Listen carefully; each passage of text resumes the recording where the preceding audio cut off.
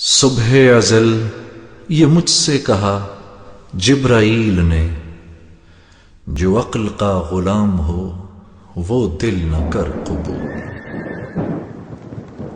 بوبکر عمر عثمان و علی، بوبکر عمر عثمان و علی، یاران نبی میں سب سے جلی، بوبکر عمر عثمان و علی، اصحاب محمد حق کے ولی، بوبکر عمر عثمان و علی، یاران نبی میں سب سے جلی، بوبکر عمر عثمان و علی، بوبکر عمر عثمان و علی۔ اسلام نے جن کو عزت دی، اسلام کو قوت جن سے ملی، اسلام نے جن کو عزت دی، اسلام کو قوت جن سے ملی، اسلام نے جن کو عزت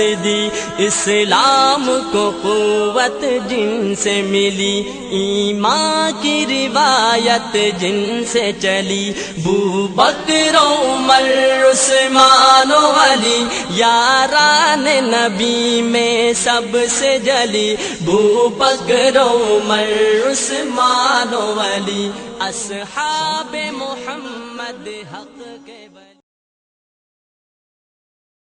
اعوذ باللہ من الشیطان الرجیم، بسم اللہ الرحمن الرحیم،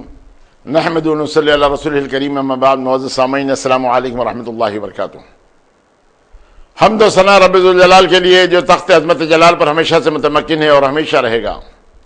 اس کی قدرت کاملہ یہ کہ سیاہ پہاڑ پر چلنے والی سیاہ چوٹی کو سیاہ رات میں دیکھتا اور اس کی آہٹ کو سنتا ہے۔ وہ ایسا باجبروت خدا ہے کہ سمندروں میں مد و جزر کا پیدا کرنے والا، رات اور دن کا بنانے والا، خزاں و قدر کا مالک و مختار ہے، عزت اور ذلت کا دینے والا وہی پروردگار ہے، زندگی اور موت اسی کے ہاتھ ہیں۔ ہم اسی کے حمد و ستائش بیان کرتے ہیں، اسی کی بڑائی کی راہ گلاتے ہیں کہ اس خلاق اکبر نے جو عظیم احسان ہم پر کیا، وہ احسان یہی کہ امت محمدیہ میں پیدا فرمایا اور خود اس امت کی تعریف فرمائی کہ تم بہترین امت ہو، لوگوں کو برائیوں سے روکتے ہو، بھلائیوں کی طرف بلاتے ہو۔ درود و سلام سید العربی والعجم جمیل الشیم صاحب الجود والکرم صلی اللہ علیہ وسلم کے ذات اقدس پر کہ جس ذات گرامی نے عرب کے بدو اور خانہ بدوشوں کو تاریخ انسانی کے کاروان کا سالار بنا دیا۔ بزرگوں اور دوستو، آج جس صحابی رسول کا تذکرہ آپ سماعت فرمائیں گے، جان نثاران رسول اکرم صلی اللہ علیہ وسلم میں جو خلیل رسول بھی کہلاتے تھے، حضرت ابو ذر غفاری رضی اللہ تعالی عنہ۔ اللہ کے نبی صلی اللہ علیہ وسلم نے جن کے تعلق سے فرمایا کہ آسمان کسی ایسے انسان پر سایہ فکر نہیں ہوا، زمین نے اپنے کاندھوں پر ایسے کسی شخص کا بوجھ نہیں اٹھایا جو حضرت ابو ذر سے زیادہ سچی زبان اپنے منہ میں رکھتا ہو۔ یعنی حضرت ابو ذر غفاری رضی اللہ تعالیٰ کے تعلق سے حضور نے بہت زیادہ اچھی باتیں لوگوں کے سامنے رکھی تھی، اور حضرت ابو ذر غفاری رضی اللہ تعالیٰ جن کا تعلق قبیلے بنو غفاریہ سے تھا، یہ قبیلے بنو غفاریہ بدر کی وادی کے پاس مدینہ منورہ سے 80 میل کے فاصلے پر ایک قبیلہ رہتا تھا۔ یہ قبیلے کا کام تو یہ تھا کہ جب تنگی اور افلاس زیادہ ہو گیا تو تمام قافلوں کو لوٹنا شروع کر دیا، اور پھر حضرت ابو ذر نے دیکھا کہ بہت سارے لوگ بہت نئے نئے کپڑے، نئے نئے چیزیں لے آتے ہیں، تو یہ لوگ کہاں سے لاتے ہیں؟ جب اس بات کا خیال ان کو آیا تو یہ بھی اس تمام یعنی کاروبار میں شریک ہو گئے،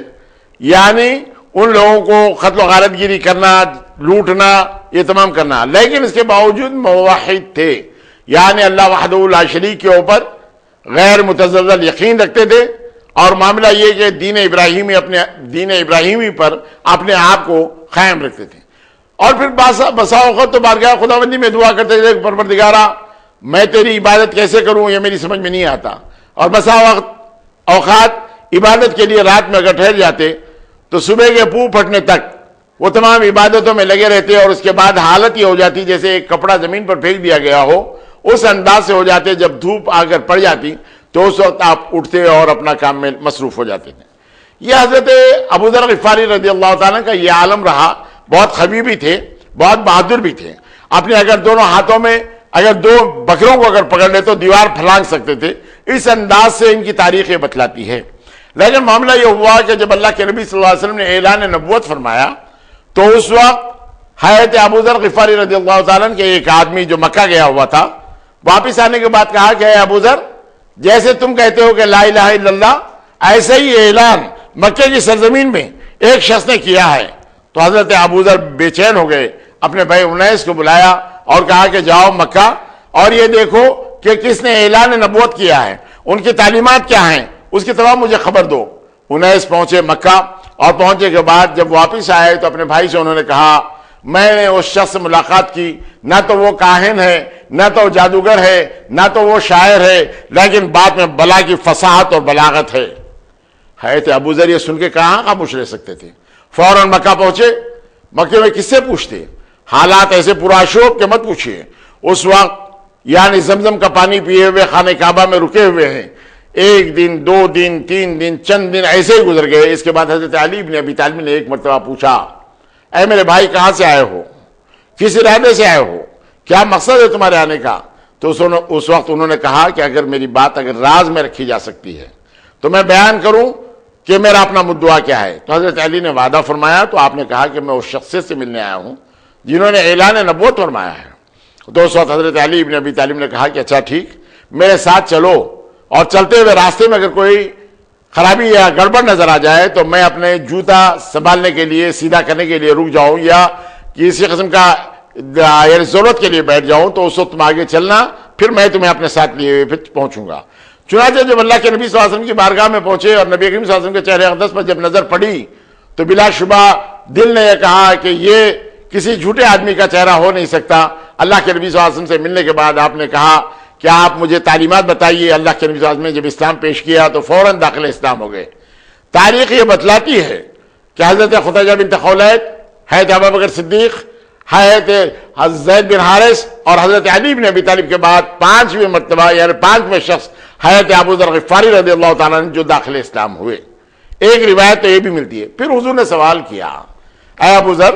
بہت زیادہ دنوں سے آپ مکے کے اندر ہیں، خانہ کعبہ میں ہیں، تمہاری غذا کیا رہی، کہاں کھاتے پیتے تھے؟ تو کہا کہ اللہ کے نبی کھانا پینا تو کجا، صرف زمزم کا پانی پیا اور پڑا رہا، اس لیے کہ اس کے اندر غذائیت تھی، اللہ کے نبی میں بھی فرمایا۔ اور اس کے بعد حضرت ابوبکر صدیق نے کہا اے اللہ کے رسول، کیا میں ان کی کوئی ضیافت کروں؟ تو اللہ کے نبی نے فرمایا کہ ہاں ضرور۔ پھر اللہ کے نبی صلی اللہ علیہ وسلم حضرت ابو ذر غفاری یہ دونوں کو لیے ہوئے حضرت ابوبکر صدیق اپنے گھر آئے، اور آپ نے طائف کے کھجوروں کی کشمش حضرت ابو ذر غفاری رضی اللہ تعالیٰ کے سامنے رکھی، اور اللہ کے نبی صلی اللہ علیہ وسلم اور حضرت ابو ذر غفاری رضی اللہ تعالیٰ نے وہ غذا سب سے پہلے استعمال کی۔ اور پھر جب اعلان یہ ہوا کہ اللہ کے نبی نے فرمایا کہ جب تم سنو گے کہ ہمارا اپنا مذہب یہ تمام اس کا چرچا 400 ہونے لگے تو پھر تم آ جانا اس میں۔ تو کہا کہ اللہ کے نبی نہیں، میں خانہ کعبہ کے اندر کفاران مکہ کے سامنے اعلان کروں گا کہ حق و صداقت کے اگر چاہتے ہو تو وحدہ لا شریک کی عبادت کرو، قولوا لا الہ الا اللہ تفلحوا، یہ کہوں گا۔ چنانچہ جا کر حضرت ابو ذر غفاری نے پہلی مرتبہ خانہ کعبہ میں تمام مشرکین مکہ کے سامنے اس بات کا اعلان کیا کہ وہ لوگوں اگر فلاح چاہتے ہو تو لا الہ الا اللہ محمد رسول اللہ کا اقرار کرو۔ سارے دشمن حضرت ابو ذر غفاری پر ٹوٹ پڑے، حضرت ابو ذر غفاری بڑے زخمی ہو گئے۔ حضرت عباس بن عبد المطلب آ کر ان لوگوں کو کہا کہ رک جاؤ۔ پھر اس کے بعد انہوں نے کہا کہ جانتے ہو یہ قبیلہ غفاریہ جو خوں آشام قبیلہ ہے، ان پر اگر تم حملہ کرے اور اگر ان کو کسی قسم کا ضرر پہنچ جائے یا اگر یہ ختم ہو جائے تو پھر تمہارا کوئی قافلہ یہاں سے جا نہیں سکے گا، اس لیے کہ غفاریہ قبیلے والے اسے لوٹ لیا کریں گے۔ اس انداز سے ان کو ڈرایا دھمکایا، تو اس کے بعد یہ معاملہ ختم ہوا۔ لیکن دوسرے دن پھر جذبات میں آ کر حضرت ابو ذر غفاری رضی اللہ تعالیٰ نے پھر خانہ کعبہ میں اعلان کیا کہ اے وہ لوگوں اگر فلاح چاہتے ہو تو لا الہ الا اللہ محمد رسول اللہ کہہ لو۔ پھر دشمنان اسلام نے آپ پر پھر حملہ کیا، آپ کو زخمی کیا، اور اس کے بعد پھر حضرت عباس بن عبد المطلب نے بیچ بچاؤ کرتے ہوئے سارے لوگوں کو روکا۔ لوگ حضرت عباس بن عبد المطلب کی بات اس لیے مانتے تھے کہ حضرت عباس نے اعلان نہیں فرمایا تھا، اسلام قبول نہیں کیے تھے، اس لیے ان کی بات کے اوپر خاموش ہو گئے۔ ابو ذر غفاری کو یہاں سے چھوڑ دیا گیا، تو حضرت ابو ذر غفاری رضی اللہ تعالیٰ نبی کریم صلی اللہ علیہ وسلم سے اجازت حاصل کرنے کے بعد اپنے قبیلہ گئے۔ اپنے قبیلے میں پہنچنے کے بعد اپنے دونوں بھائیوں کے سامنے اسلام پیش کیا، وہ داخل اسلام ہو گئے۔ والدہ کے سامنے پیش کیا، والدہ اسلام لے آئی۔ قبیلے کے سامنے پیش کیا، آدھے سے زیادہ قبیلہ اسی وقت داخل اسلام ہو گیا، اور باقی قبیلہ اللہ کے نبی صلی اللہ علیہ وسلم کی ہجرت کے بعد ہوا۔ ابو ذر غفاری اپنے قبیلے کے اندر رہے تاکہ اللہ کے نبی صلی اللہ علیہ وسلم ہجرت کر کے مدینہ منورہ آ گئے، اور اس کے بعد غزوہ بدر واقع ہو گئی، غزوہ احد واقع ہو گئی، غزوہ خندق ہو گئی۔ حضرت ابو ذر اپنے قبیلے کے اندر رہے، اور جب اسلام کا چرچا ہونے لگا اور یہ معلوم ہو گیا کہ اسلام کو ایک تقویت مل گئی ہے، اسلام کو ایک مقام مل گیا ہے، تو اس وقت حضرت ابو ذر غفاری مدینہ منورہ آ گئے اور اللہ کے نبی صلی اللہ علیہ وسلم کی خدمت میں لگ گئے۔ اللہ کے نبی صلی اللہ علیہ وسلم نے ایک مرتبہ دیکھا ایک مسجد کے اندر حضرت ابو ذر پڑے ہوئے لیٹے ہوئے ہیں۔ آپ نے پوچھا کہ اے ابو ذر، اگر یہاں سے کوئی تمہیں نکال دے تو تم کیا کرو گے؟ تو کہا کہ اللہ کے رسول مسجد نبوی چلا جاؤں گا، اور کہا کہ اگر وہاں سے بھی نکال دے تو کہا کہ اس کے لیے تو میرے پاس تلوار ہے۔ تو حضور اکرم صلی اللہ علیہ وسلم نے ان کے کاندھے پر ہاتھ رکھتے ہوئے کہا کہ ابو ذر، تم تلوار نہیں نکالو گے، بلکہ تم کو جہاں بھیج دیا جائے بغیر کسی اعتراض کے تم اس مقام پر پہنچ جاؤ گے۔ حضرت ابو ذر غفاری رضی اللہ تعالیٰ نے اس بات کو، اللہ کے نبی صلی اللہ علیہ وسلم کی اس ہدایت کو اپنے دامن میں باندھ رکھا، اور اس کے بعد پھر وہ اسلام کے لیے اتنے اشد ہو گئے کہ اللہ کے نبی صلی اللہ علیہ وسلم سے ایک ایک بات پوچھ لیا کرتے، اور اگر صحابہ ان سے اپنے بات کی ترجمانی حضور اکرم صلی اللہ علیہ وسلم سے کروانے کے لیے کہتے تو وہ بھی بات آپ سے پوچھ لیا کرتے تھے۔ اللہ کے نبی صلی اللہ علیہ وسلم بے انتہا حضرت ابو ذر غفاری رضی اللہ تعالیٰ کو چاہتے۔ حضرت ابو ذر غفاری رضی اللہ تعالیٰ کا معاملہ ہی کچھ دور تھا، دوسرا تھا۔ وہ معاملہ یوں کہ اللہ نے یہ احکامات دے دیے کہ سونا اور چاندی جمع کرنے کے بعد یعنی ان کی زکات نکال دی جائے تو وہ معاملہ پاک ہو جاتا ہے، لیکن حضرت ابو ذر کے پاس وہ معاملہ نہیں۔ اگر مال و زر آپ کے پاس آ جائے تو غریبوں کے لیے تمام کا تمام تقسیم کر دیا جانا، یہ آپ کے پاس، یہ آپ کا یہ عقیدہ تھا، اور آپ اس بات سے سوچا کرتے تھے۔ اللہ کے نبی صلی اللہ علیہ وسلم کے اس دار فانی سے کوچ کرنے کے بعد حضرت ابوبکر صدیق جب خلیفہ منتخب ہو گئے، اور حضرت خلیفہ اللہ کے نبی صلی اللہ علیہ وسلم کی جب بیماری کا عالم ہوا تو حضرت ابو ذر غفاری آئے، اللہ کے نبی صلی اللہ علیہ وسلم پر جھک گئے، اللہ کے نبی صلی اللہ علیہ وسلم نے ان کے ہاتھ کو لیے ہوئے نے اپنے سینے پر رکھا۔ اس انداز سے اللہ کے نبی صلی اللہ علیہ وسلم کو ان کو بہت زیادہ چاہتے تھے، اسی لیے آپ کو خلیل بھی کہتے ہیں، حضرت خلیل رسول بھی کہتے ہیں۔ یہ انداز تو حضرت ابو ذر غفاری رضی اللہ تعالیٰ کا رہا، لیکن اس کے بعد حضرت عمر فاروق کا دور آیا، اس میں بھی آپ نے جہاد میں حصہ لیا، اور اس کے بعد بھی آپ فتاوے دیا کرتے۔ لیکن حضرت عثمان غنی کا جب دور آ گیا اور معاملات بہت زیادہ یعنی سبائی فرقے کے تمام پھیل گئے، تو اللہ کے نبی صلی اللہ علیہ وسلم کے اس دنیا سے پردہ فرمانے کے بعد ملک شام اپنا مستقر آپ نے بنا لیا۔ ملک شام میں آپ رہنے لگے، اور وہاں ملک شام میں دیکھا کہ حضرت امیر معاویہ الخزر نام کا ایک محل بنا رہے ہیں، تو انہوں نے حضرت معاویہ سے پوچھا کہ اے معاویہ یہ بتاؤ، یہ مکان جو تم بنا رہے ہو اگر یہ مسلمانوں کے پیسے سے اگر تم بنا رہے ہو تو تم نے خیانت کی، اور اگر تم اپنے پیسے سے، ذاتی پیسے سے اگر ملکیت سے بنا رہے ہو تب بھی تم نے اسراف کیا، یعنی اتنا زیادہ بڑا مکان بنا دیا۔ اور یہ باتیں حضرت ابو ذر غفاری صرف حضرت معاویہ کے سامنے نہیں، برملا سارے لوگوں کے سامنے بہت کھل کر اس بات کا تمام اظہار کیا کرتے تھے۔ تو حضرت معاویہ کے دل میں یہ بات کا خیال آ گیا کہ ضرور ایک نہ ایک دن کوئی معاملہ اور پھیلے گا اور مجھے اس میں نقصان پہنچے گا۔ چنانچہ خبرس کی جنگ میں جب جانے کا موقع آیا تو آپ نے پوچھا کہ کیا تم جہاد پر جانا پسند کرو گے؟ تو اس وقت انہوں نے کہا کہ ہاں میں جانا پسند کروں گا، اس لیے کہ اگر میں ایک دن جہاد میں نکل جاؤں 1000 دن جو گھر میں بیٹھا رہوں اس سے زیادہ افضل ہے کہ میں ایک دن جہاد میں نکل جاؤں۔ اس انداز سے حضرت ابو ذر غفاری رضی اللہ تعالیٰ عنہ خبرس کی اس جنگ کے اندر آپ شریک رہے ایک مجاہد کی طرح، اور جب پھر ملک شام واپس آ گئے تو پھر اس کے بعد آپ نے وہی تبلیغ اسی انداز سے آپ کرنا شروع کر دیا۔ تو حضرت معاویہ نے حضرت عثمان غنی کو یہ بات معلوم کی کہ برملا سارے لوگوں کے بیچ حضرت ابو ذر میری ایسی تکذیب کرتے ہیں اور اس انداز سے تمام گفتگو کرتے ہیں، کسی قسم کا کوئی پاس و لحاظ نہیں رکھتے، اس بات کو انہوں نے ظاہر کیا۔ حضرت عثمان غنی ان کو اپنے پاس بلا لیا، آپ نے بلانے کے بعد کہا کہ آج کے بعد آپ فتویٰ مت دیا کریں، اس لیے کہ آپ اس معاملے کے اندر بڑے اشد ہیں۔ حضرت ابو ذر غفاری نے کہا کہ اگر اللہ کے نبی صلی اللہ علیہ وسلم کی زبان مبارک سے کوئی بات میں نے سنی ہو، اگر میرے سر پر تلوار بھی اگر لٹک رہی ہو تب بھی میں وہ بات سنا کر رہوں گا جو میں نے حضور سے سنی ہے۔ اس بات کو آپ نے بہت برملا صاف فرما دیا۔ تو حضرت عثمان غنی نے کہا کہ تم ربضہ کے مقام پر جاؤ اور اپنی بود باش وہاں اختیار کرو۔ چنانچہ ربضہ کے اس مقام پر آپ پہنچے، وہاں پر ایک غلام آپ کے ساتھ تھا، آپ کی بیوی اور آپ کی ایک لڑکی تھی۔ کچھ بکریوں کو پال لیا تھا، پال لیے تھے آپ، اور اس کے بعد حضرت عثمان غنی کے پاس سے جو وظیفہ مقرر تھا وہ تمام کا تمام آ جایا کرتا تھا. ایسے فقیر منوش آدمی تھے کہ پیسہ رکھنا اپنے لیے گناہ سمجھتے, سارے کا سارا تمام پیسہ تقسیم کر دیتے لوگوں میں, غربا میں تمام تقسیم کر دیتے. یعنی تقسیم کی یہ حد تھی کہ ایک شخص نے کہا کہ کیا بات ہے, آپ ایک چادر کے اندر نماز پڑھ رہے ہیں. انہوں نے کہا کہ ایک دوسرا حاجت مند آیا تھا, میرے پاس 2 چادریں تھی, میں نے اس کو دے دیا حاجت مند کو. تو اس شخص نے کہا کہ آپ کو بھی تو خود ضرورت تھی, اس کے باوجود آپ نے دے دیا. تو اس وقت حضرت ابو ذر نے کہا کہ اے وہ انسان, مجھے پھر کیا دنیاوی جنجال میں ڈالنا چاہتا ہے, میں نے اللہ کی راہ میں اسے دے دیا, میں آپ سے بتلا رہا ہوں. حضرت امیر معاویہ نے کیا کیا, حضرت امیر معاویہ نے کثیر رقم آپ کے پاس بھیج دی, اور بھیجنے کے بعد دیکھا دوسرے دن کہا کہ غلطی سے آپ کے پاس کل جو رقم آئی تھی وہ دراصل آپ کے لیے نہیں تھی. حضرت ابو ذر نے کہا کہ مجھے رکھنا کہاں تھا, وہ تو میں رات ہی میں تقسیم کر دیا, یعنی صبح کے پھو پڑنے سے پہلے میں تمام غربا میں اس تمام مال کو تقسیم کر دیا. تو حضرت امیر معاویہ کی زبان سے نکلا, ابو ذر جو کہتے ہیں وہ کرتے بھی ہیں, اس انداز سے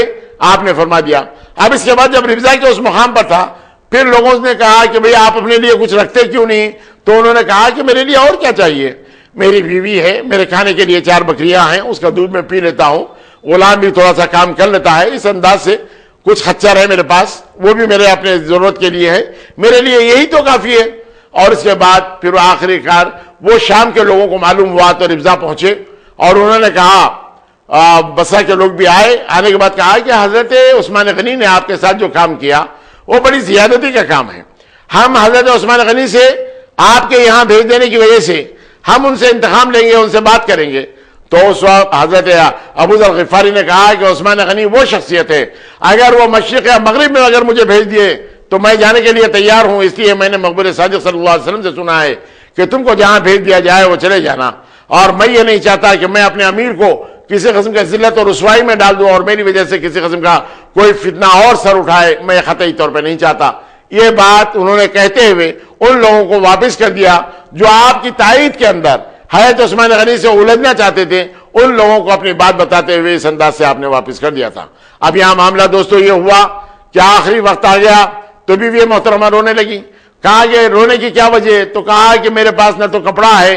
کہ میں آپ کا کفن دے سکوں, آپ کے آخری آرام کو کون تیار کرے گا, اس جنگل کے مقام کے اندر آپ کا کیا حال رہے گا. اس وقت حضرت ابو ذر غفاری رضی اللہ تعالیٰ نے فرمایا کہ مقبول صادق صلی اللہ علیہ وسلم نے برس پہلے یہ بات بتلا دی کہ میرے ان صحابیوں کے اندر ایک کی موت جنگل میں واقع ہوگی, اس وقت مسلمانوں کا ایک قافلہ آئے گا جو ان کی تجہیز و تکفین کرے گا, اس بچنے والوں میں تمام صرف میں ہوں, تم باہر جا کر دیکھو ضرور کوئی نہ کوئی قافلہ یہاں سے آتا ہوگا. چنانچہ بیوی محترمہ ایک ٹیلے پر چڑھ گئی اور انہوں نے دیکھا کہ حج کے بعد لوگ واپس آ رہے ہیں, اور لانے کے بعد انہوں نے اشارتاً کنایتاً بلایا اپنے پاس. تو ان لوگوں نے کہا کہ کیا بات ہے, کہا کہ اللہ کے نبی صلی اللہ علیہ وسلم کے ایک صحابی زندگی کی آخری سانسیں لے رہے ہیں. اس مجمع کثیر کے اندر حضرت عبداللہ ابن مسعود جو فقیہ الامت ہیں وہ بھی مشہور اس کے اندر شریک تھے. اور پھر انہوں نے پوچھا کہ کون, تو بتایا گیا کہ حضرت ابو ذر غفاری. کہا کہ ابو ذر پہ ہمارے ماں باپ قربان, ابو ذر پہ ہمارے ماں باپ قربان. یہ کہتے ہوئے جب آگے بڑھے اور حضرت ابو ذر غفاری رضی اللہ تعالیٰ کو دیکھا کہ زندگی کی آخری سانسیں لے رہے ہیں, اکھڑی آواز میں انہوں نے حضرت عبداللہ ابن مسعود سے کہا کہ اگر کوئی سرکاری ملازم ہو تو میرا کفن نہ دے. ایک انصاری صحابی نے کہا کہ میرے ماں کے ہاتھ کی بنائی ہوئی 2 چادریں یہاں پر ہیں, میں اس کے اندر آپ کو تدفین عمل میں لانا چاہتا ہوں, وہ کفن دینا چاہتا ہوں, اور میں سرکاری ملازم نہیں ہوں. تو اس وقت آپ نے ان کو اجازت دی, اور اجازت دینے کے بعد وہ آخری آرام گاہ اس انداز سے تیار کی گئی. دوستو یہاں پر ایک نقطہ یہ ہوا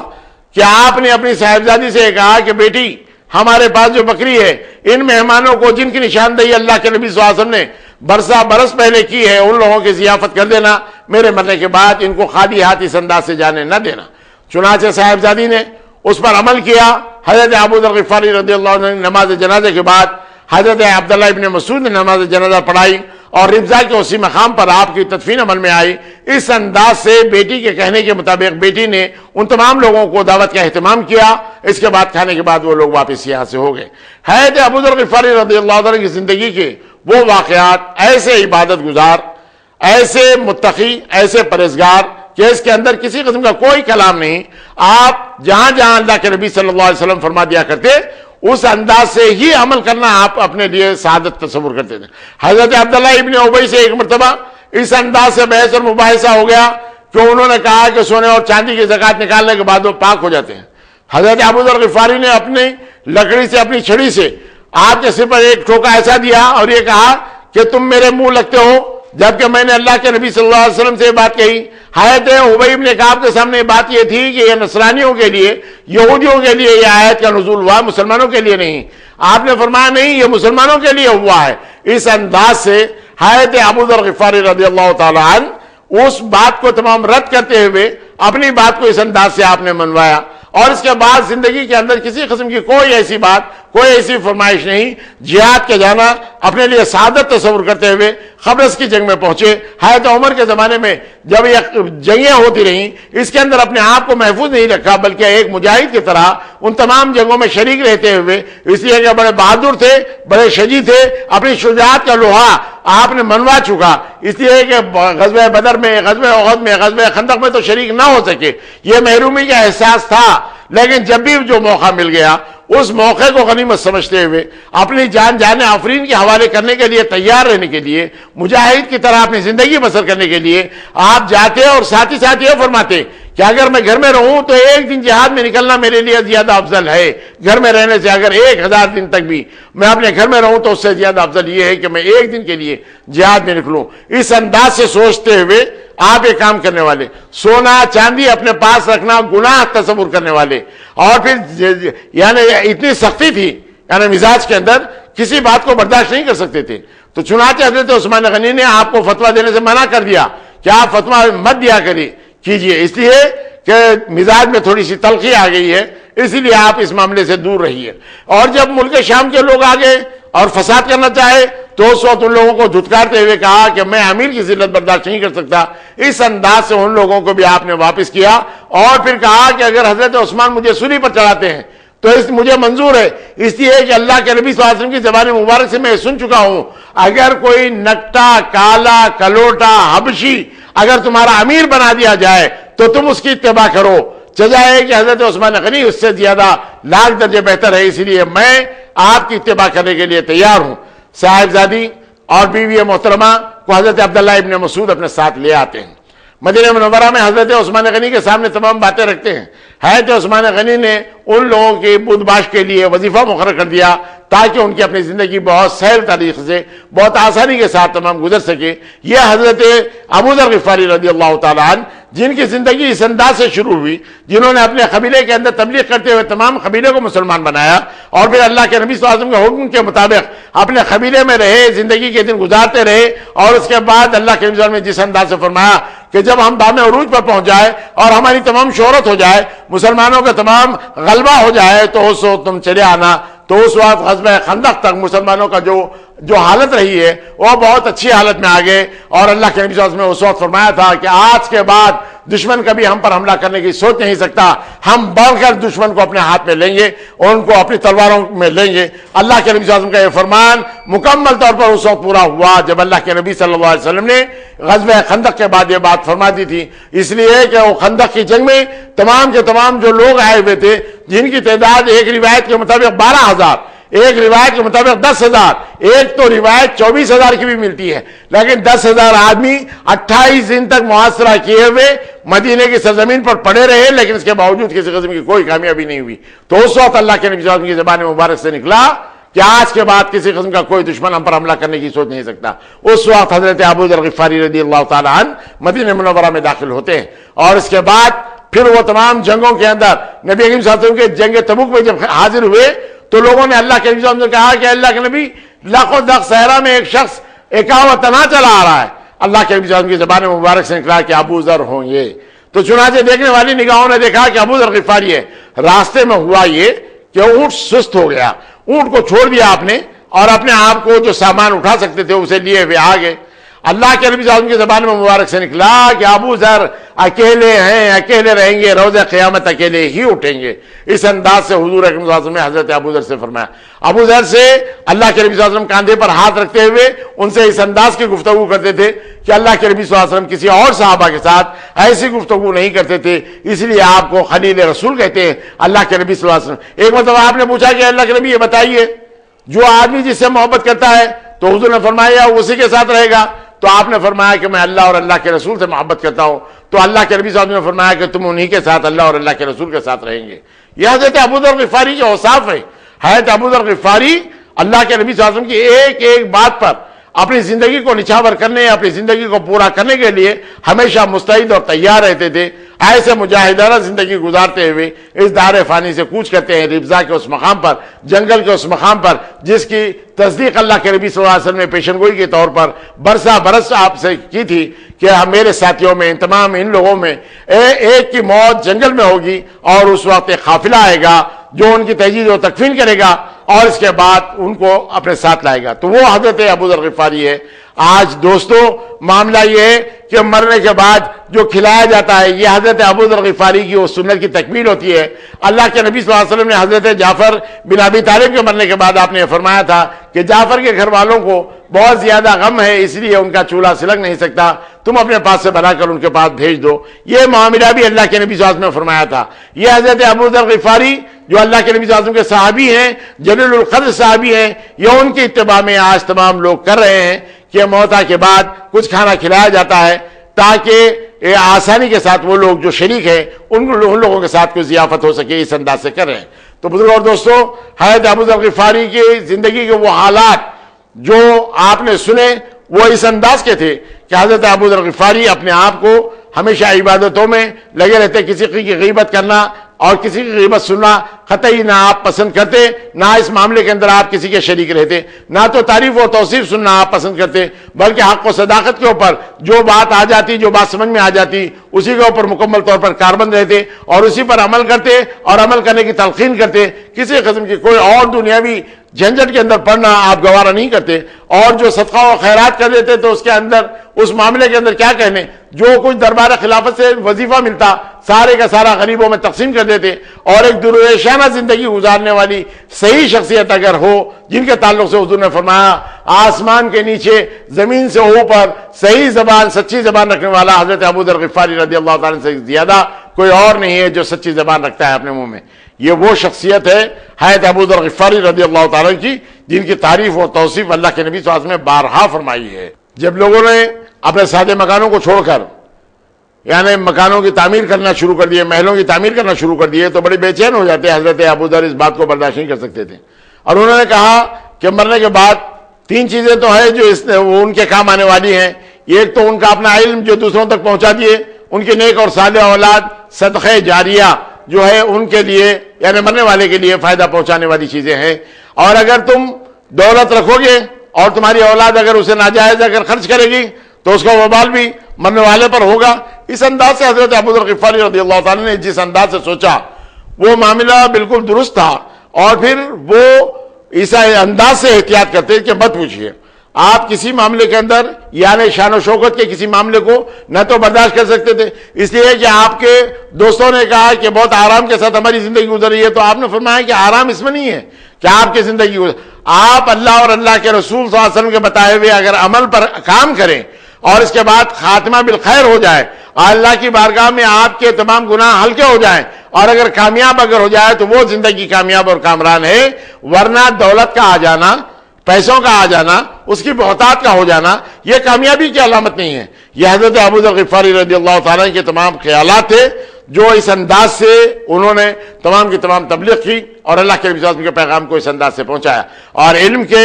دینے میں، علم کے بانٹنے میں کسی قسم کے کوئی بخل سے آپ نے کام نہیں کیا۔ جو اللہ کے نبی صلی اللہ علیہ وسلم کے زبان مبارک سے سنا، اس کے تعلق سے حضرت عثمان غنی سے بھی یہ کہا اگر اللہ کے رسول اعظم کی زبان مبارک سے جو بات میں نے سنی ہے اور اگر کوئی سننا چاہتا ہو تو مجھے اگر میرے سر پہ تلوار بھی الگ لٹک رہی ہو تب بھی میں اس بات سے گریز نہیں کروں گا، بلکہ وہ بات سنا کے رہوں گا جس کا اللہ کے نبی صلی اللہ علیہ وسلم سے میں نے تذکرہ سنا ہے۔ اس انداز سے آپ نے فرمایا۔ ایک مرتبہ ہوا یوں کہ حضرت معاویہ رضی اللہ تعالیٰ نے آپ کو دعوت دی،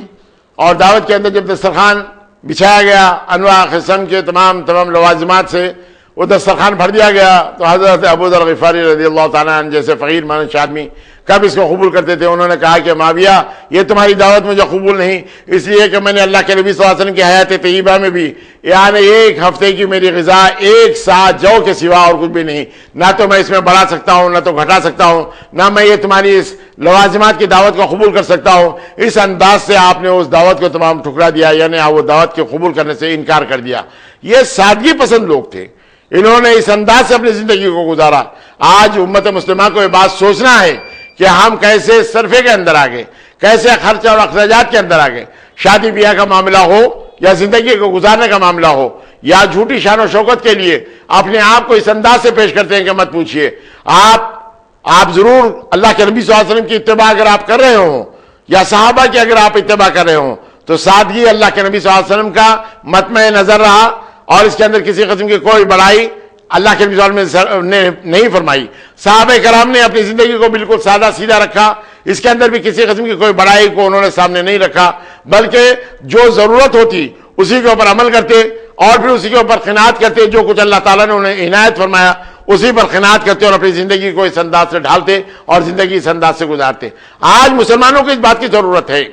کہ ہم اتباع کریں تو اپنے صحابہ کی اتباع کریں، اگر اتباع کریں تو رسول اکرم صلی اللہ علیہ وسلم کو ان تمام باتوں کو لیتے ہوئے ان احادیث کی روشنی میں اپنی زندگی کو ڈھالیں، سادگی کے ساتھ زندگی گزار لیں۔ یہ ہمارے لیے سب سے زیادہ اچھی بات ہے، سب سے زیادہ کامیاب اور کامران بات ہے۔ آج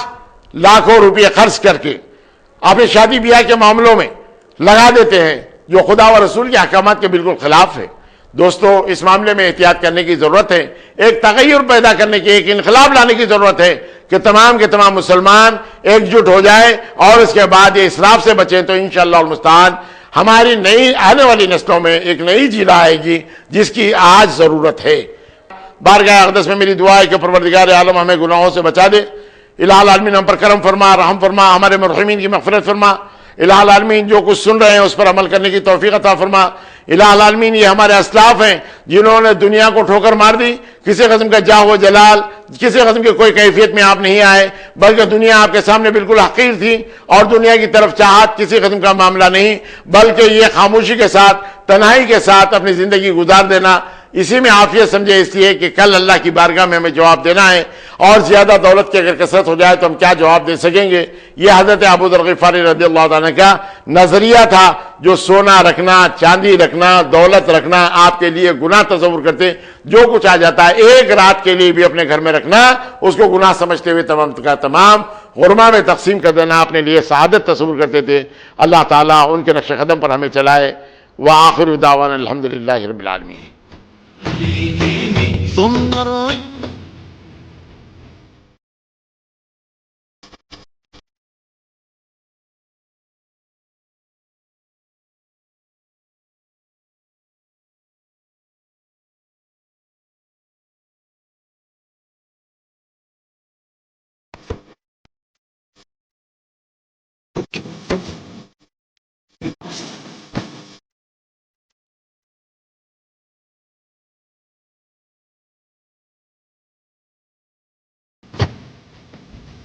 يا ربي